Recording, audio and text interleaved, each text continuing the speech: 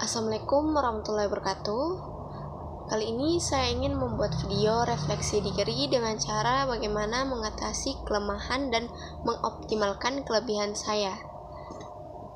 Yang pertama, kekurangan saya adalah menangis. Bagaimana cara saya untuk mengatasinya?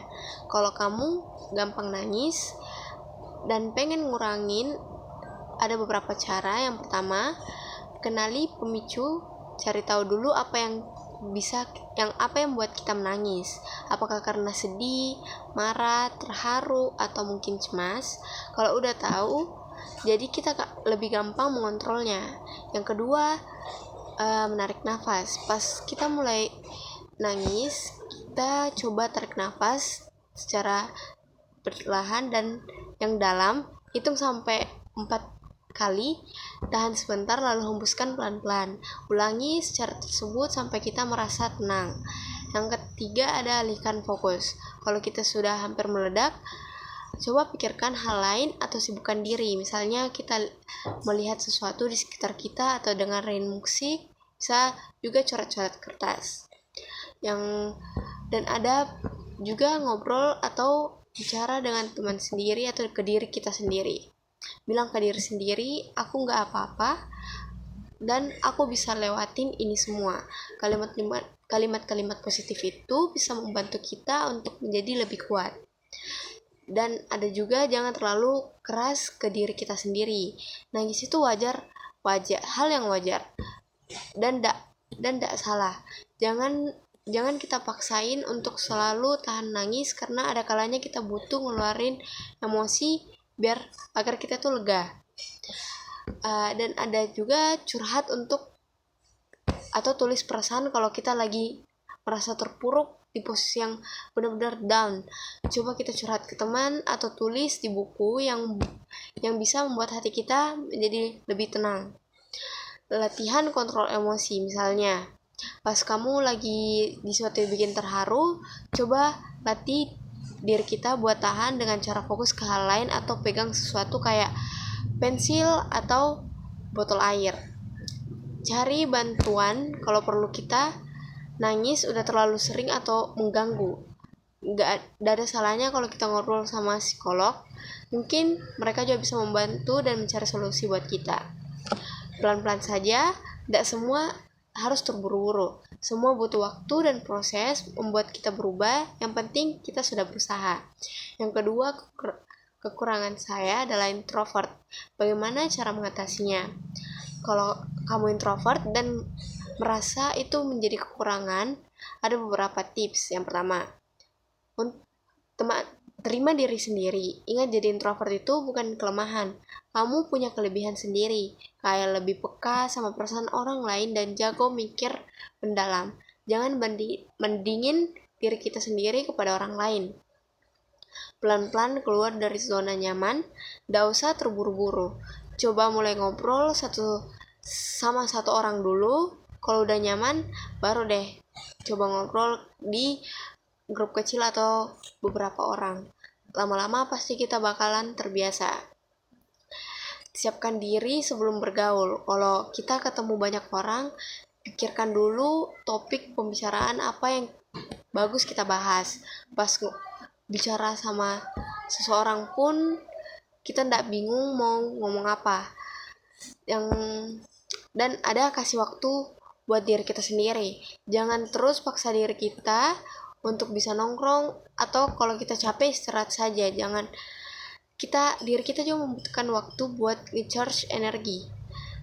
Dan kita harus berlatih cara ngomong kita, belajar ngomong dengan lebih percaya diri. Bisa mulai dari ngomong depan kaca, terus ngobrol sama orang yang dekat dulu, yang seperti misalnya teman dekat kita bisa ngobrol dulu, lama-lama pasti lancar. Pakai kelebihan introvert. Kamu mungkin lebih pintar dengerin dan lebih perhatian sama detail. Pakai itu buat bangun hubungan yang lebih dekat sama orang.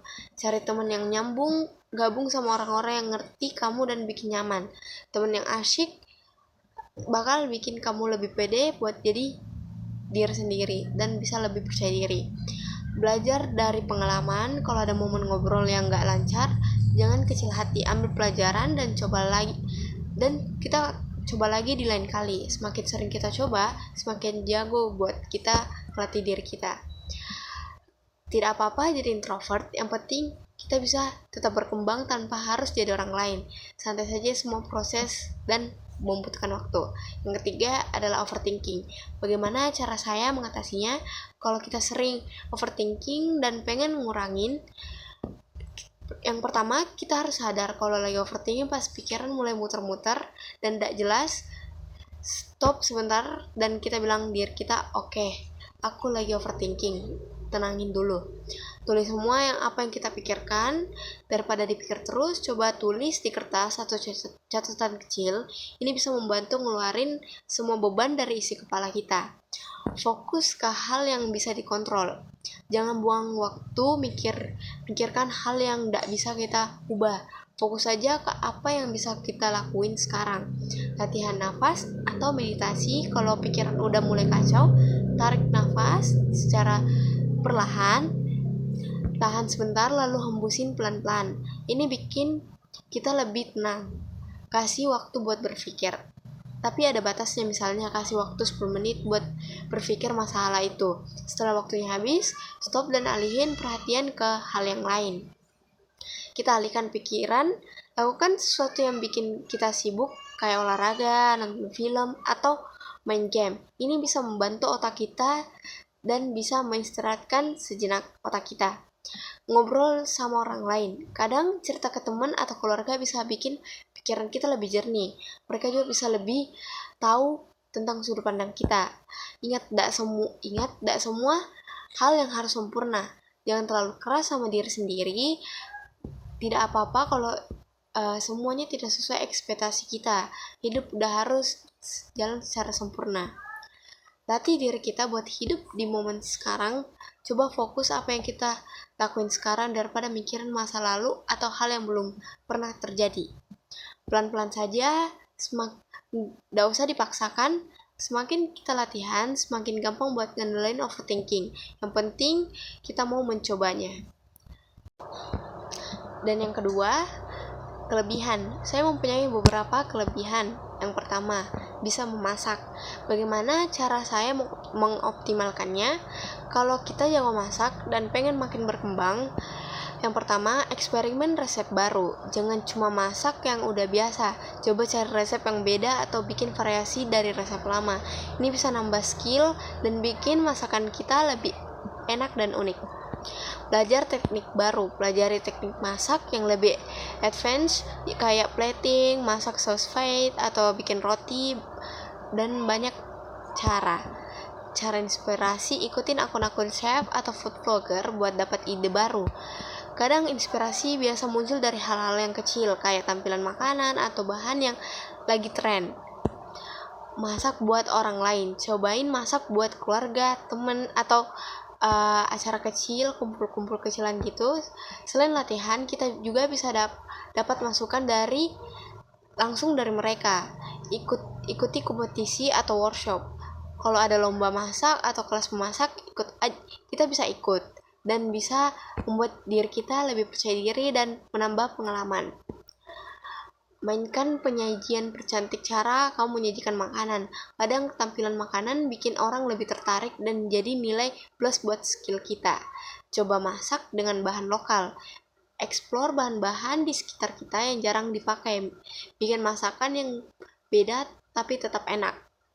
Dan mulai berbagi ke media sosial, posting hasil masakan kita sendiri di Instagram atau di TikTok. Siapa tahu banyak yang tertarik dan kita bisa bangun personal branding sebagai juru masak.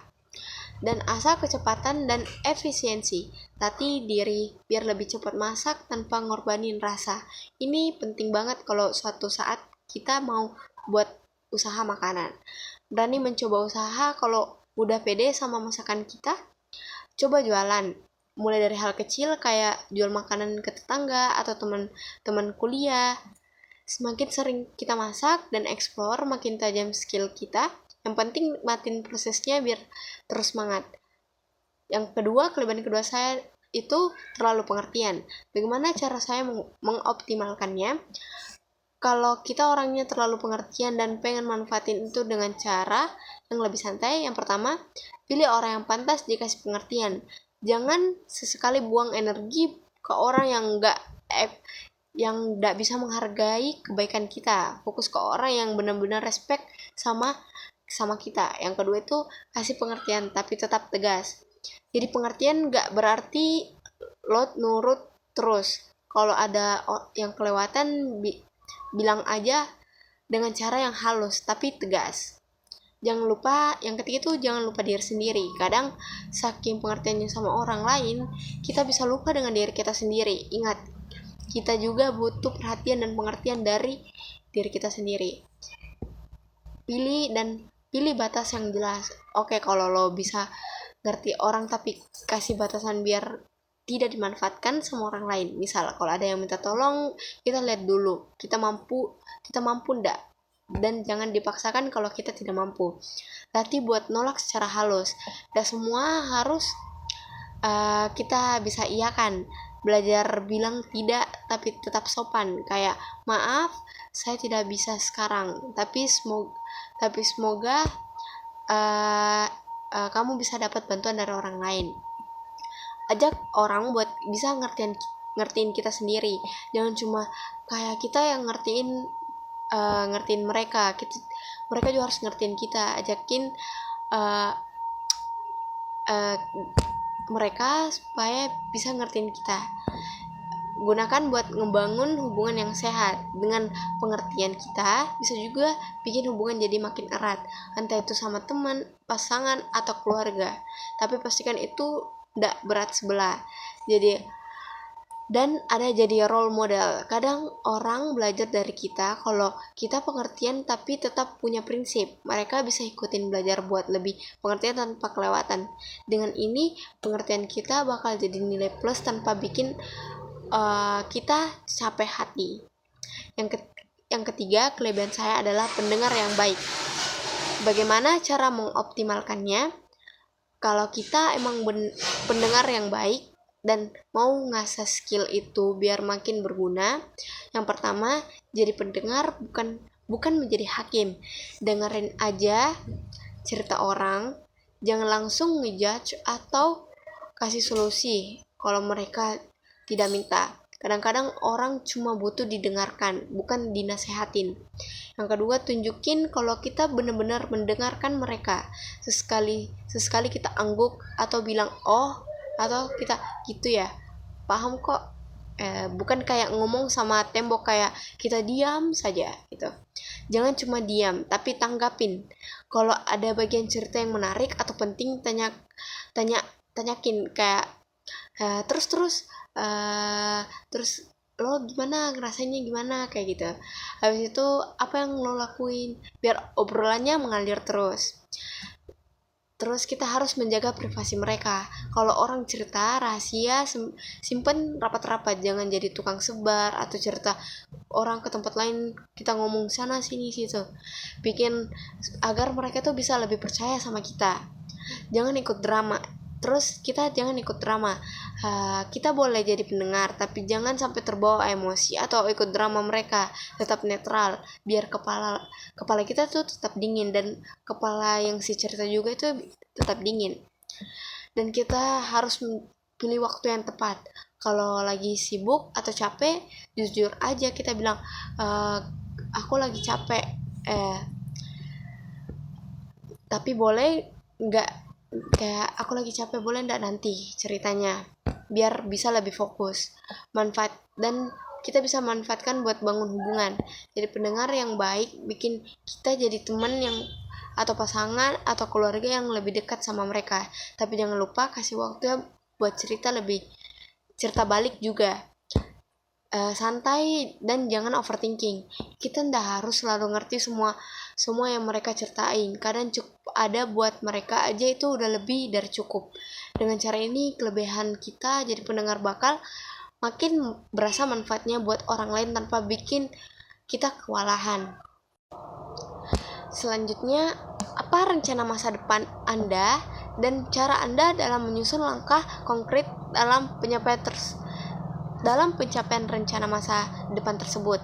Jawaban saya, rencana saya di masa depan adalah atau cita-cita saya ke depannya ingin menjadi psikolog, dan ada beberapa cara agar saya bisa mencapai rencana saya tersebut. Ada beberapa langkah konkret untuk mewujudkan rencana menjadi seorang psikolog. Yang pertama, tentukan tujuan spesifik apa yang ingin kita capai, misalnya menjadi psikolog klinis, psikolog pendidikan, atau psikolog industri. Pilih jalur pendidikan yang sesuai dengan bidang psikolog yang diinginkan. Yang kedua, riset tentang profesi psikolog. Cari informasi tentang apa saja yang diperlukan untuk menjadi psikolog di negara kita sendiri, seperti gelar yang diperlukan S1 psikolog, S2 untuk menjadi psikolog lisensi atau sertifikasi profesional dari lembaga terkait, misalnya HIMSI di Indonesia. Pahami perbedaan antara psikolog dan profesi terkait, misalnya psikiater atau konselor. Yang ketiga, rencanakan pendidikan. Pilih universitas yang menawarkan program studi psikologi. Pastikan terakreditasi dan memiliki reputasi baik. Selesaikan pendidikan S1 psikologi, belajar dasar-dasar psikologi, S2 psikologi untuk mendapatkan gelar profesi psikolog seperti psikolog klinis atau industri dan lain-lain. Yang keempat, kembangkan keterampilan penting, kemampuan mendengarkan aktif, melatih empati dan komunikasi interpersonal, kemampuan analisis dan observasi, mengasah kepekaan terhadap perilaku manusia, manajemen waktu, mengatur jadwal belajar dan kegiatan lain secara efektif. Yang kelima, bangun portofolio dan pengalaman, ikuti kegiatan magang atau penelitian di bidang psikologi. Bergabung dengan organisasi mahasiswa psikologi untuk memperluas jaringan. Ikut serta dalam seminar, workshop, atau pelatihan psikologi untuk menambah wawasan. Yang keenam, persiapkan sumber daya rencana biaya pendidikan dan cari peluang beasiswa. Kumpulkan bahan bacaan dan alat bantu belajar, seperti buku psikologi dasar, jurnal ilmiah, atau kursus online. Yang ketujuh, peroleh lisensi dan sertifikasi setelah lulus S2 psikologi. Ikuti pelatihan atau ujian sertifikasi untuk mendapatkan lisensi praktik. Daftar di organisasi resmi seperti HIMSI, Himpunan Psikologi Indonesia. Yang kedelapan, bangun karir dan spesialisasi. Mulai praktik dengan bekerja di klinik, sekolah, perusahaan, atau lembaga pemerintah. Jika perlu, lanjutkan studi untuk spesialisasi tertentu atau pendidikan S3. Yang kesembilan, evaluasi dan tetapkan target baru. Evaluasi setiap langkah, apakah sudah sesuai jalur atau perlu penyesuaian. Tetapkan target jangka pendek, misalnya penyelesaian S1 dalam 4 tahun, dan jangka panjang, misalnya membuka praktik psikolog sendiri dengan konsistensi dan fokus. Langkah-langkah ini dapat membantu kita mencapai cita-cita menjadi seorang psikolog. Jangan lupa untuk terus memperkuat motivasi dan belajar dari pengalaman di setiap tahap. Sekian dari saya, mohon maaf jika ada salah kata dan atau katanya belibet, mohon dimaafkan. Wabillahi taufiq wal hidayah. Wassalamualaikum warahmatullahi wabarakatuh.